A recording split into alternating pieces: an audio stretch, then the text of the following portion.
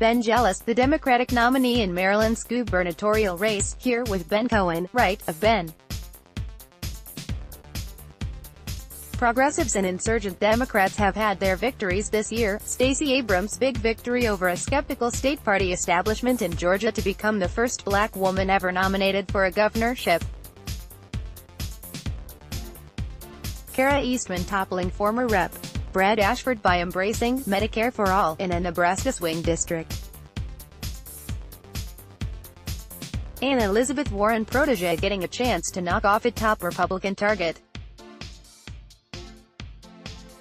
But Tuesday was their biggest night yet, the night progressive candidates toppled one of the nation's strongest political machines in Queens, New York, pushed a former organizer past a state party establishment in Maryland, upset the Democratic leadership's candidate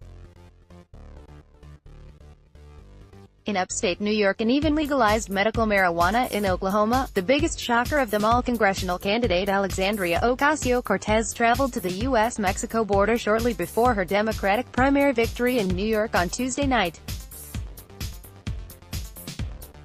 Alexandria Ocasio-Cortez's victory over Rep. Joe Crowley, who had held his U.S. House seat covering portions of the Bronx and Queens since 1999, is the biggest victory for a progressive over an incumbent Democrat in recent memory. Ocasio-Cortez ran an unabashedly progressive platform. She supports Medicare for All, the abolishment of immigration and customs enforcement, a federal jobs guarantee, and ending private prisons. While Ocasio-Cortez had attracted national attention, few gave her much of a chance of winning against an entrenched incumbent and a potential future Speaker of the House.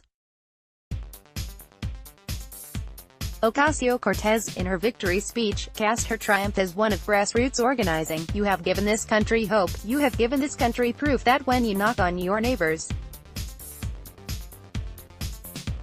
door, when you come to them with love, when you let them know that, no matter your stance, you are there for them, that we can make change," she said.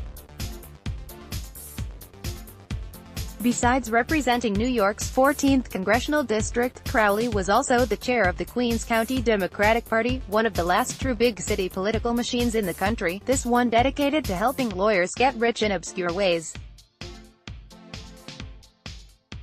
The machine, along with its allies in New York, had made voting difficult in the state. Fewer than 30,000 votes had been counted as of midnight Tuesday, according to the Associated Press.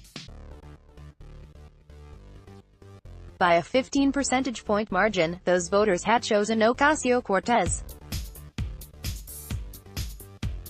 Crowley, for his part, played his way off the stage with a rendition of Born to Run, which he dedicated to his primary opponent, now it Joe Crowley is playing guitar.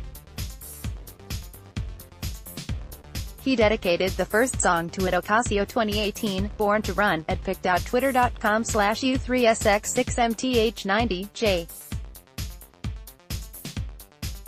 David Goodman, at J. David Goodman, June 27, 2018. A Bernie backer rises in Maryland. Former NAACP head Ben jealous launched his bid for governor of Maryland last year and quickly won the endorsement of Sen. Bernie Sanders, I Vermont, the crotchety grandfather of the modern progressive political moment.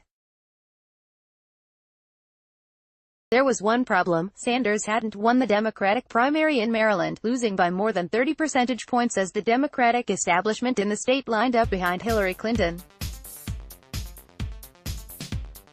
Democratic gubernatorial candidate Ben jealous thanks his campaign workers during a visit to a polling place in Baltimore on Tuesday. On Tuesday night, jealous, who had been a frequent surrogate for Sanders and helped run his Maryland operation, defeated the establishment's pick in the governor's race, Prince George's County Executive Rushorn Baker, by 10 percentage points. Baker was backed by House Minority Whip Steny Hoyer, former Gov. Martin O'Malley and other top Maryland Democrats. Jealous, a former field organizer, flipped the script by massively improving on Sanders' performance with black voters. Sanders lost the city of Baltimore by 30 percentage points. Jealous won it by 24 percentage points. And he did it while promising to legalize marijuana and implement Medicare for all in the state. "I am not running to the left," Jealous said in his victory speech. "I am not running to the right. I am running towards the people of our state. Healthcare, education, ending mass incarceration, ending the student debt crisis, and protecting the environment are people issues." Jealous now faces a stiff test, GOP Gov. Larry Hogan is one of the most popular incumbents in the country. A DCCC pick falls in Syracuse. Dana Baltra's handy defeat of Juanita Perez Williams in upstate New York's 24th congressional district is just the second time a candidate endorsed by the Democratic Congressional Campaign Committee has lost this cycle, following Eastman's upset of Ashford in Nebraska last month. It's both a testament to the rising tide of progressive energy and a reflection of the DCCC's questionable judgment. Butler, a Syracuse University professor, launched her bid early on, capitalizing on her deep roots in the district's resistance movement against President Donald Trump.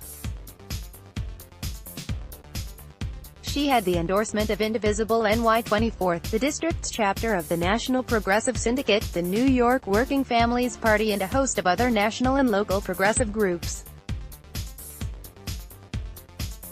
But Butler also owes a significant part of her win to the DCCC's poor timing. The National Party only succeeded in convincing Perez Williams to jump into the race in April, after the local Democratic organs had thrown their weight behind Butler. Butler was able to capitalize on local frustration with the late-stage intervention, as well as Perez Williams' questionable abortion rights bona fides and lackluster fundraising. Medical marijuana wins in Oklahoma. Voters in Oklahoma passed a state ballot question legalizing medical marijuana, making it the 30th state to do so. Under the law, adults with a medical marijuana license will be able to possess up to 8 ounces of the drug, and doctors will have wide leeway in recommending the drug to patients. Colorado's governorship set to move leftward. Democratic winner Jared Polis, with his son Caspian, 6, lower left, gets ready to go on stage to accept the nomination for Colorado governor Tuesday night in Broomfield, Colorado. Rep. Jared Polis isn't the staunchest of progressives. A former internet entrepreneur and one of the wealthiest members of Congress, he's a member of both the Congressional Progressive Caucus and the center-left New Democrat Coalition, two groups that often find themselves clashing. But Polis, who won Colorado's Democratic gubernatorial nomination on Tuesday night and will be the first gay man ever elected to a governorship if he beats Republican Walker Stapleton in the fall, also ran on a platform to the left of his Democratic predecessor, the term-limited Gov. John Hickenlooper. Polis campaigned on a state-level Medicare for All plan and promised to move the state to 100% renewable energy by 2040 and fully fund all-day kindergarten. He's the favorite to win in November.